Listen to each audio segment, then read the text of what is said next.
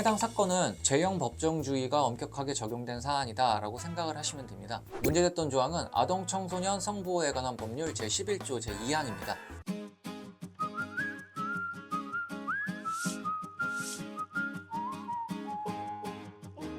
안녕하세요. 무엇이든 물어봐 류일 변호사입니다. 오늘도 형사사건 하나 말씀드리려고 합니다. 오늘은 피고인이 아동 청소년 이용 음란물을 판매하는 것처럼 기망을 하기 위하여 보관한 행위가 영리 목적으로 아동 청소년 이용 음란물 보관죄에 해당하는지 여부가 문제된 사건입니다. 문제됐던 조항은 아동 청소년 성보호에 관한 법률 제11조 제2항입니다. 해당 조항은 영리 목적으로 아동 청소년 성착취물을 판매, 대여, 배포, 제공하거나 이를 목적으로 소지, 운반, 광고, 소개하거나 공연히 전시 또는 상영한 자를 처벌하는 규정입니다. 좀 특이한 사안이긴 한데요. 이 사건은 아동 청소년 이용 음란물을 불상의 대상자들에게 판매할 것처럼 기망을 할 목적으로 소지를 했다라는 점에 대해 본 조항이 적용되어 기소되었던 사안입니다. 이 혐의로 재판이 진행됐다는 건데요.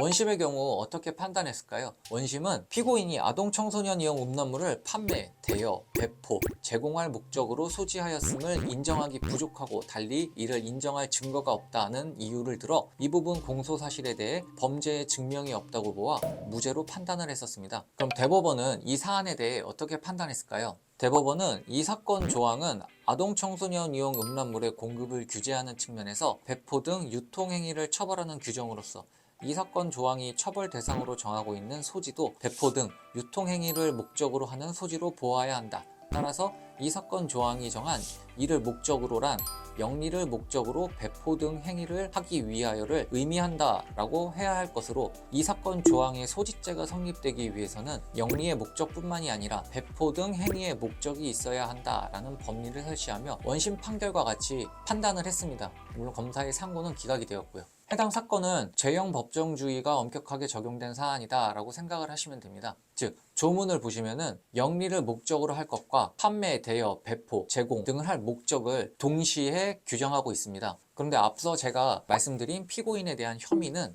판매를 하는 것처럼 기망을 할 목적으로 해당 영상물을 소지하고 있었다라는 점이었습니다. 따라서 아청법 제11조 제2항에 정한 요건과는 조금 다른 측면이 있습니다. 제가 이 판례를 말씀드린 이유는 현재 해당 혐의로 조사를 받고 계시는 분이 있거나 아니면은 재판에 진행 중인 분이 있으실 경우 자신이 어떠한 목적으로 이 영상을 소지하고 있었는지 한번 생각해 보실 필요가 있습니다. 변호사의 검토를 한번 받아보실 필요가 있고요. 그리고 피해자의 경우에는 가해자에 대한 고소를 진행할 때 확실하게 적용될 수 있는 법 조문을 적시하여 고소장을 작성해 제출을 하셔야겠죠. 그런데 상대방의 목적을 정확하게 알 수 없다면은 가해자를 처벌할 수 있는 다른 조항이 없는지, 확실하게 처벌할 수 있는 조항이 없는지 검토해 보실 필요가 있습니다. 따라서 이 부분도 그 변호사 상담 한번 받아보실 것을 추천드립니다. 오늘 영상 보시고 궁금하신 점 있으시면 댓글 부탁드립니다. 제가 확인해 보고 답변 드리도록 하겠습니다. 감사합니다.